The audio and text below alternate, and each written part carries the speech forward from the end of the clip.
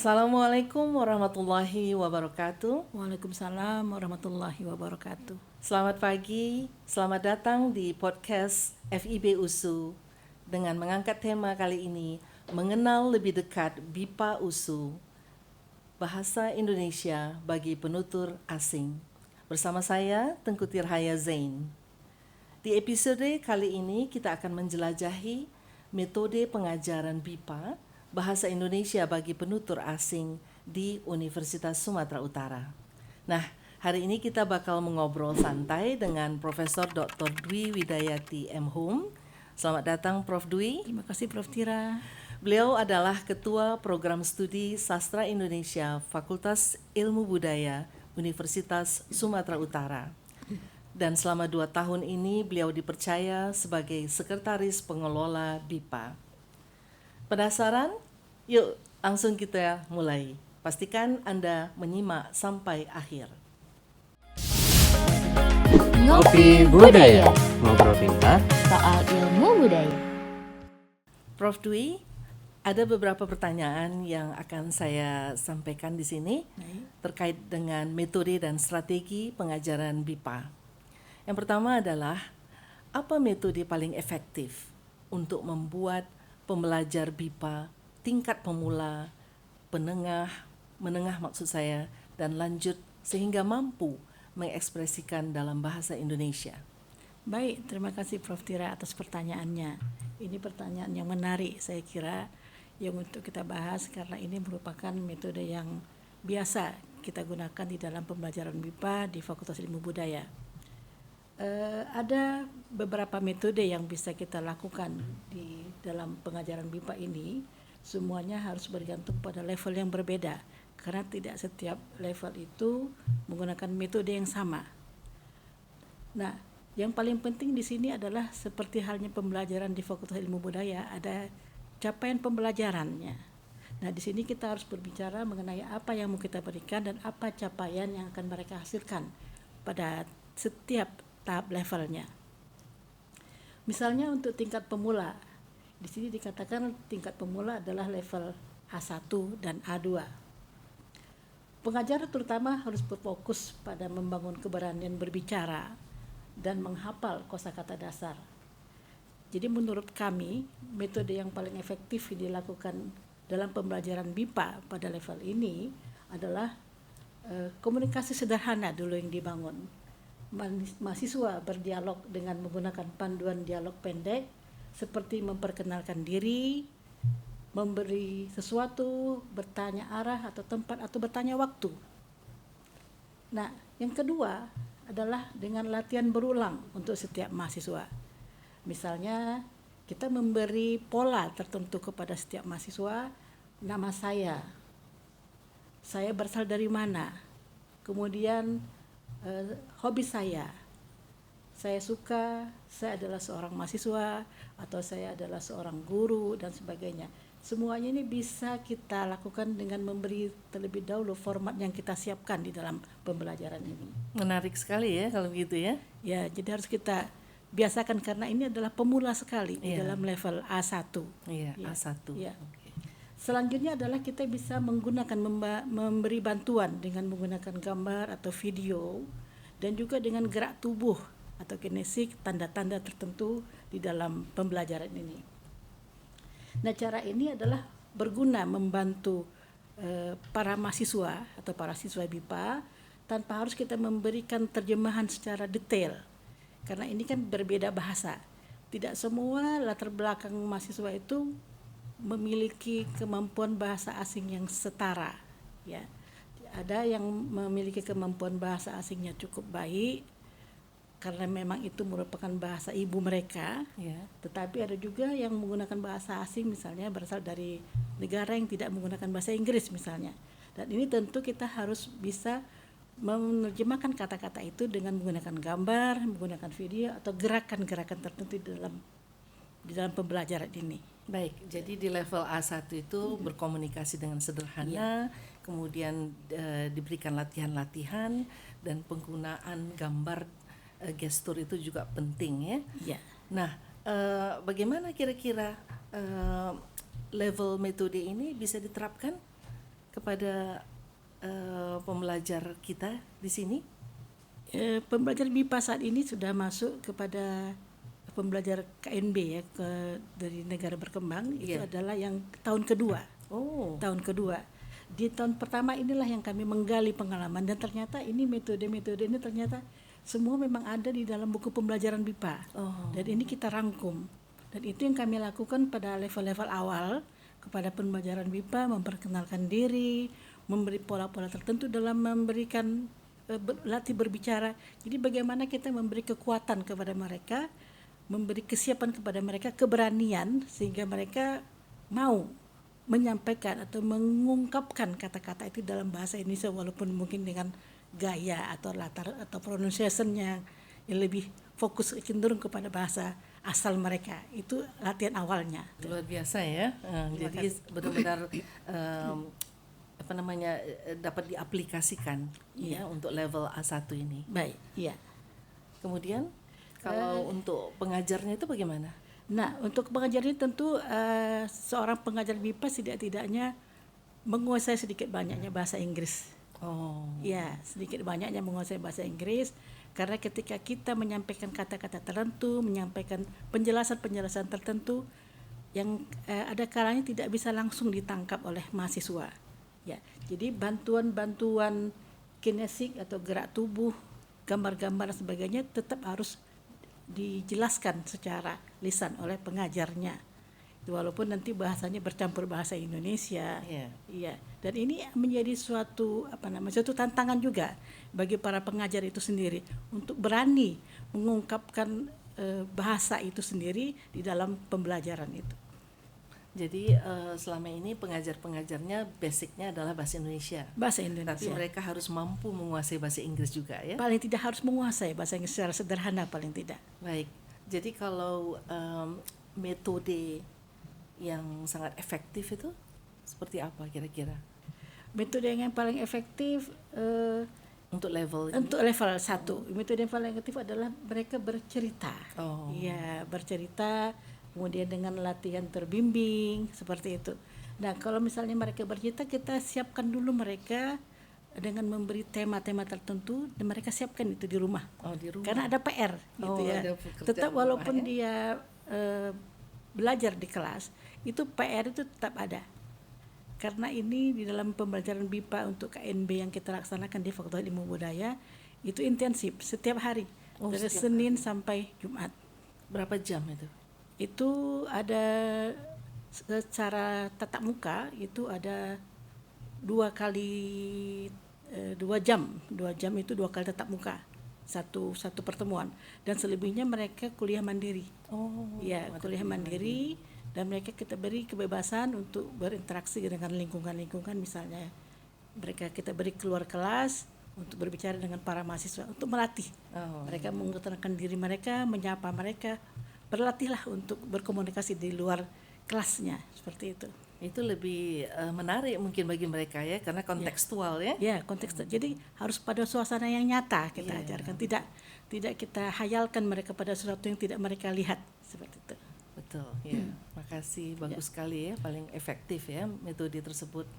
Kemudian untuk tingkat lanjut, level berikutnya bagaimana? Tingkat lanjut ini kita katakan tingkat lanjut adalah tingkat level akhir itu ya, C1 dan C2. Di sini pada level ini pembelajaran berfokus kepada ketepatan dalam pemilihan kata. Iya. Mereka sudah mulai kepada arah bahasa yang lebih formal. Kalau pada level pemula dan level menengah, mereka berangsur-angsur di dalam pembelajaran itu. Pada level awal atau level pemula pada kata-kata sederhana, kata-kata sehari-hari. Kemudian pada level menengah mereka belajar pada kalimat-kalimat yang lebih kompleks sedikit, ya belajar menggunakan kalimat majemuk, menggunakan kata konjungsi dan, karena, tapi masih menggunakan kalimat sederhana juga. Nah, pada level tingkat lanjut ini adalah mereka berfokus pada ketepatan pilihan kata dan mengekspresikan berbagai topik di dalam diskusinya. Nah, caranya adalah misalnya dengan menggunakan diskusi terarah. Nah, jadi pengajar itu sendiri atau dosen itu sendiri sudah menyiapkan pemicunya terlebih dahulu. Jadi mahasiswa itu sudah mempersiapkan apa yang akan mereka bicarakan besok, seperti itu. Jadi begitu keluar dari kelas mereka sudah menerima tugas di rumah yang akan mereka presentasikan minggu depan atau besok yang kita sikap. Jadi mereka walaupun di kelas mereka belajar hanya 2 jam dan selebihnya belajar mandiri, itu tetap dipantau. Oh, bagaimana cara mantaunya? Ada mereka tetap mengirimkan tugas kepada kita, ya. Nah, apalagi ini sistemnya sudah dikembangkan oleh Perfludi, mungkin nanti akan dibicarakan oleh Perfludi bahwa ada latihan-latihan yang mereka isi di dalam smart class-nya. Jadi E-learning ya, e-learning-nya di sana. Ini saya kira nanti Perfludi lebih bisa menjelaskannya tentang hal seperti ini. Iya. Nah, pemicu-pemicu yang disampaikan kepada mahasiswa itu nanti mereka akan menyampaikan gagasannya. Dan mereka, sudah mampu menyampaikan gagasannya. ya, mereka kita beri pemicunya dulu. Kita gambarkan suasana, misalnya situasi saat yang baru-baru ini terjadi, misalnya banjir dan sebagainya, lingkungan bagaimana, dan itu kan bukan hal yang baru bagi mereka sebenarnya. Cuma kita beri gambaran dan kita berikan video-video tertentu dan mereka berargumentasi kenapa terjadinya kerusakan lingkungan dan sebagainya. Dan itu mereka mencari kosakata tertentu Dan referensi juga ya, mereka akan berbicara, ya tentu kita akan mengoreksi setiap pembicaraan mereka, misalnya strukturnya kurang baik tapi tanpa mempengaruhi ide dan gagasan yang mereka tuangkan, seperti itu. Bagaimana kemampuan mereka kalau dievaluasi ya dari diskusi terarah, tugas proyek, bagaimana para pengajar mengevaluasinya? Nah, di dalam pembelajaran BIPA ini kan kita menggunakan 4 keterampilan berbahasa, ya. Ada berbicara, ada mendengar, ya, ada terintegrasi. Terintegrasi. Jadi ada produktif, ya, bahasa yang produktif, pembelajaran produktif dan reseptif, dia menerima dan mengucapkan. Jadi ada 2 hal seperti itu tetap kita laksanakan secara berdampingan lah. Malah kita langsung menggabungkannya. Jadi kalau misalnya untuk melihat kemampuan mereka itu untuk mendengarkan, kita berikan tayangan video atau rekaman audio dan mereka kita minta untuk mengulang kembali apa yang mereka dengarkan atau kita tanya. Dan untuk misalnya membaca itu mereka kita beri teks, ya, kita minta mereka memahami isi teks dulu, baru kita tanya kira-kira idenya apa, kemudian pertanyaan-pertanyaan tertentu, atau mereka kita minta mengulang juga lah, bercerita tentang isi teks itu, tentu teksnya yang umum, ya. Nah, umum terjadi dan itu mereka jawablah dengan kata-kata yang mereka mampu. Jadi setiap mahasiswa ini kan tidak sama itu kemampuan berbahasanya. Iya. Ada yang cepat, ada yang sedang, dan ada yang agak lambat. Ini menarik juga ini. Yeah. Kalau penutur asing yang ada di Fakultas Ilmu Budaya itu dengan level yang berbeda-beda itu tentu kesulitan juga bagi pengajarnya untuk mengajarkan bahasa Indonesia ini. Benar, itu kesulitan yang paling kami rasakan di dalam mengajar bahasa Indonesia ini. Jadi saat kita memberi teks misalnya kepada para mahasiswa, kita minta mereka baca. Kita tanya, apakah mengerti isi teks? Ada yang mengerti, ada yang setengah mengerti, dan ada yang belum mengerti. Iya. Jadi pada saat seperti itu, kita hanya menceritakan secara umum saja, dan kita minta mahasiswa yang mengerti isi teks menjelaskannya. Oh, jadi menjadi asisten mereka jadi sekaligus di dalam kelas, ya? Jadi mereka membantu sekalian berlatih untuk mengekspresikan kalimat-kalimat itu dalam bahasa Indonesia didengarkan oleh teman mereka. Bagus juga sih seperti itu. Ya, tentu pilihan katanya itu lebih sederhana dan temannya lebih mengerti. Iya, kepada penjelasan dari temannya sendiri. Jadi diskusi seperti itu yang sering kami lakukan. Minta temannya bercerita kembali, temannya menjelaskan, nanti temannya menjawab, dia menjawab. Seperti itu. Jadi lebih fokusnya kepada mahasiswa, tidak fokus lagi ke kita seperti di awal-awal pembelajaran pemula seperti itu. Oke. Jadi tadi juga sudah disampaikan ya, mereka diberikan pemicu ya. Kemudian mereka juga terjun ke lapangan ya. Pernah nggak dibawa jalan-jalan gitu? Pernah. Mereka itu biasanya anggota tim kami yang mudah yang membawanya. Kita ada program tertentu yang disiapkan di dalam pembelajaran BIPA itu, mereka dibawa keluar sampai ke pernah dibawa ke pasar? Itu dibawa oleh teman yang muda, dibawa ke pasar tradisional, dan mereka juga dibawa ke daerah wisata. Oh. ke Brastagi. Oh, juga Ya, jalan-jalan ya. juga ya ke sana Mereka- sambil belajar. Iya, mereka dibawa ke sekolah malahan. Oh, gitu ya. Menarik ya. Ya, dia bawa ke sekolah, jadi berinteraksi dengan anak-anak siswa SD. Oh, siswa SD. Ya, dengan menggunakan bahasa Indonesia. Apakah bahasa Indonesia itu bisa dipahami oleh murid SD? Oh iya. Ya, itu latihan secara langsung lah ke lapangan. Baik sekali ya. Kemudian banyak pastinya tantangan ya Luar yang biasa. dihadapi oleh pengajar ya dalam mengajarkan bahasa Indonesia bagi penutur asing. Kira-kira bisa dijelaskan, Prof. Dwi? Ya, tantangan ini sebenarnya tidak bisa kita jadikan beban ya bagi pada pengajar. Kita nikmati bahwa kita ini memiliki keragaman dan itu menjadi kita semakin memilih metode semakin lebih variatif. Ya, dari tahun pertama sampai pada tahun kedua ini metode mungkin ini tidak cocok. Ini lebih cocok seperti ini. Jadi itu menjadikan kita membuat atau merancang pembelajaran menjadi lebih tidak penuh dengan tekanan lah, terutama seperti itu, lebih santai dan lebih diterima oleh mahasiswanya. Berarti Gitu. kurikulum atau pembelajaran itu terus ditinjau ulang. Ditinjau ya? ulang. Jadi pada level 1, level 2 sampai level 6 itu A1, A2, B1, B2, C1, C2 itu tetap kami lihat yang kami rancang di awal tahun lalu itu kami cek lagi apakah cocok kira-kira teks pembelajarannya ini atau kami ganti.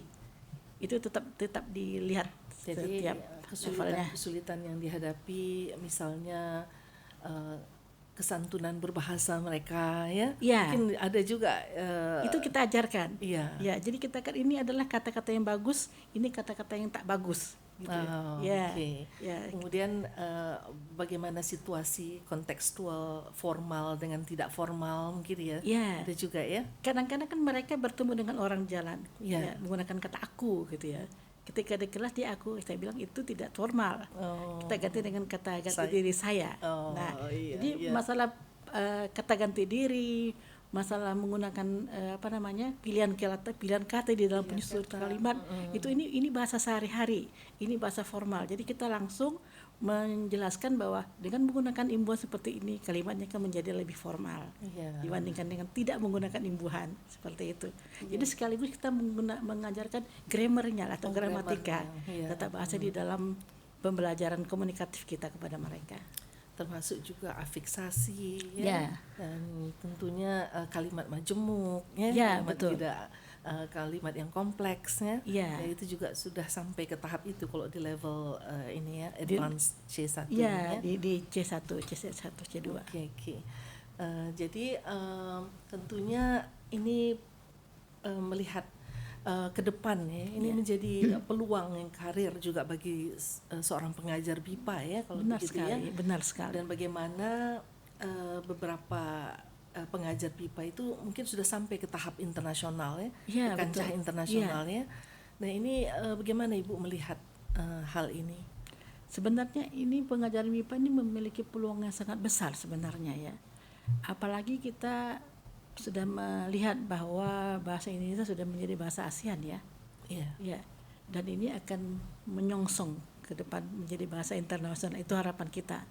Nah, artinya akan terbuka peluang bagi pengajar bahasa Indonesia ini tidak hanya berada di dalam negeri ya, bahkan sampai kepada luar negeri. Dan pengajar BIPA ini tidak hanya mengikuti seleksi yang disediakan oleh pemerintah seperti yang dilakukan oleh Badan Bahasa ya, tapi juga bisa mengajar bahasa Indonesia ke universitas yang memiliki program studi bahasa Indonesia. Oh. Ya, jadi ada beberapa universitas di luar negeri itu yang memiliki program studi bahasa Indonesia yang baru-baru ini dibuka di daerah Aljazair atau di mana ya, saya kurang tahu itu, saya lupa saya. Nah itu memang membuka program studi bahasa Indonesia dan itu kan menjadi peluang sebenarnya. Jadi cukup banyak peluang-peluang yang diberikan kepada pengajar bahasa Indonesia, apalagi ketika mereka berada di luar negeri kan dia otomatis menjadi duta bahasa ini. Iya, Ya, jadi duta bahasa memperkenalkan bagaimana bahasa Indonesia itu. Dengan bahasa Indonesia mereka bisa mengenalkan budaya Indonesia, dengan mengenalkan bagaimana sistem di dalam Indonesia sendiri, dia melalui penyampaian mereka dengan menggunakan bahasa Indonesia. Tapi meskipun demikian ya tetap kompetitif ya. Oh Iya, iya ya. tetap kompetitif. Untuk mendapat seleksi bisa mengajar ke sana kan juga harus ada seleksi yang tidak longgar ya menurut saya ya. Cukup ketat karena cukup banyak ini orang-orang di Indonesia ini pintar-pintar dalam berbahasa Indonesia untuk mengajarkan bahasa Indonesia. Jadi saya kira itu menjadi tantangan tersendirilah bagi pengajar itu untuk mengasah kembali kemampuan mengajarnya secara profesional seperti itu menurut saya. Tadi Prof Dwi menyampaikan ada seleksi. Ya. Nah, apakah kalau misalnya pengajar BIPA ini yang berminat, ya, misalnya untuk keluar negeri, sebagaimana Prof Dwi tadi menyampaikan ada program studi sastra Indonesia, nah apakah diperlukan kualifikasi atau semacam sertifikat gitu Ya, saat ini untuk kan mereka? benar. Sertifikat itu sangat dipentingkan. Ini ada sejenis TOEFL-nya bahasa Indonesia, namanya UKBI gitu ya. Uji kemampuan bahasa Indonesia itu diselenggarakan oleh Badan Bahasa Jakarta. Dan kita bisa mengikuti secara online sebenarnya dan mendaftar juga secara online. Dan itu kan kita bisa mengikuti tes-tesnya dengan menerima skor dengan berbagai peringkat sampai peringkat yang paling tinggi. Ada semenjana, ada unggul, sangat unggul, istimewa. Oh, iya. Nah, itu level-level tertentu menjadi standar lah. Dan itu akan menjadi menunjukkan kemampuan ya berbahasa Indonesia berdasarkan tingkat kompetensi. Iya betul. Tadi, ya. Dan kemampuan grammar juga ada di sana, dilatih dari mulai mendengarkan, membaca dan sebagainya, sama tidak jauh seperti sama dengan TOEFL-nya bahasa Inggris lah. Iya, Seperti iya. itu. Jadi memang besarlah peluang bagi pengajar BIPA ini ya. Sangat besar menurut Ya, saya. dan menjanjikan dan terus berkembang ya. Ya, betul. Kita ketahui bahkan pemerintah melalui Badan Bahasa Pusat ya Jakarta ini memberikan informasi yang sangat terbuka ya, Ya, luar biasa. terhadap perekrutan yang disampaikan oleh Prof Dwi tadi, Ya. dan kemudian bagaimana penyeleksian pengajar BIPA ini yang akan dikirim ke luar negeri ya, Ya. untuk mengajar bahasa Indonesia. Ya.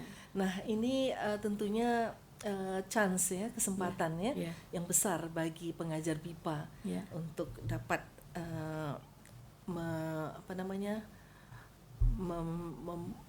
memiliki kemampuan ya, baik itu kualifikasi, sertifikasi, dan tes-tes tadi yang menjanjikan ya.